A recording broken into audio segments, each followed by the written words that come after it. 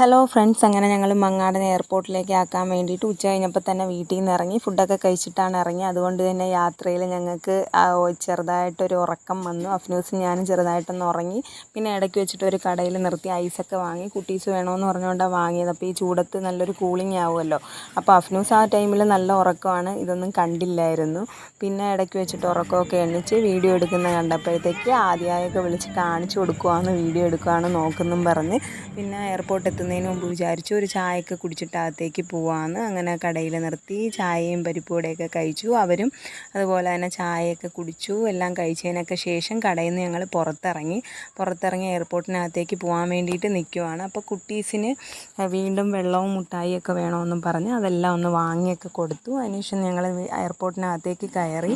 അപ്പം മങ്ങാടന് രാത്രിയായിരുന്നു flight, സന്ധ്യയ്ക്കായിരുന്നു flight. അപ്പോൾ ഞങ്ങൾ 4 മണിയായപ്പോൾ തന്നെ എയർപോർട്ടിൽ എത്തിയിട്ടുണ്ട്. അപ്പോൾ നമ്മൾ കുറച്ച് നേരത്തെ എത്തണമല്ലോ.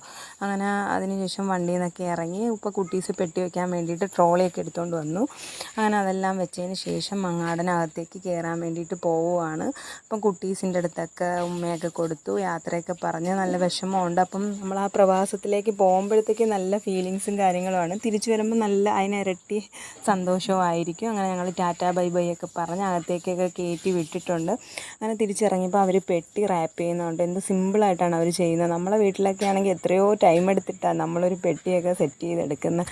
അതിനുശേഷം പുറത്തേക്ക് വന്നപ്പോൾ അഫ്നൂസിന് അതുവഴി നടക്കാൻ ഭയങ്കര പേടി, വീഴോ എന്നുള്ള പേടിയിൽ ആൾ നടന്ന് എങ്ങനെയെങ്കിലും അങ്ങ് എത്തിയിട്ടുണ്ട്. അപ്പം ട്രോളി കിടക്കുന്ന കണ്ടപ്പോഴത്തേക്ക് കുട്ടീസിന് അതിൽ ഇരുന്നൊന്ന് കളിക്കണമെന്ന് ഭയങ്കര ആഗ്രഹം. അപ്പോൾ സുലൈമാൻ പറഞ്ഞ് ആ പെട്ടി മാത്രം വെച്ചാൽ പോരല്ലോ, കുട്ടികളെയും കൂടി ഇരുത്തി കളിപ്പിക്കാമെന്നും പറഞ്ഞ് ആ ഒരു റൗണ്ട് ഫുള്ളായിട്ട് കുട്ടീസ് മതിയാവുന്നവരെ കളിപ്പിച്ചു. അങ്ങനെ കുട്ടീസൊക്കെ നല്ലപോലെ എൻജോയ് ചെയ്ത് ഹാപ്പിയായി. അങ്ങനെ ഞങ്ങൾ ലുലു മാളിൻ്റെ അടുത്തെത്തിയപ്പോഴത്തേക്ക് നല്ലൊരു മഴവില്ലിൻ്റെ വ്യൂ ഉണ്ട്. നല്ല ഭംഗിയുണ്ടായിരുന്നത് കാണാൻ വേണ്ടിയിട്ട്. പിന്നെ ഞങ്ങളവിടെ കയറിയില്ല, കാരണം ഇടയ്ക്കൊക്കെ കയറുന്നതുകൊണ്ട് കയറാൻ നിന്നില്ല. അപ്പം അതുമല്ല, വീട്ടിലെത്താൻ നേരത്ത് നല്ല ലേറ്റ് ആവുമെന്ന് കരുതി അങ്ങ് നേരെ പോവുകയാണ് ചെയ്തത്. പിന്നെ ഇടയ്ക്ക് തട്ടുകട കണ്ടപ്പോൾ ഫുഡ് കഴിക്കാൻ വേണ്ടിയിട്ട് നിർത്തി.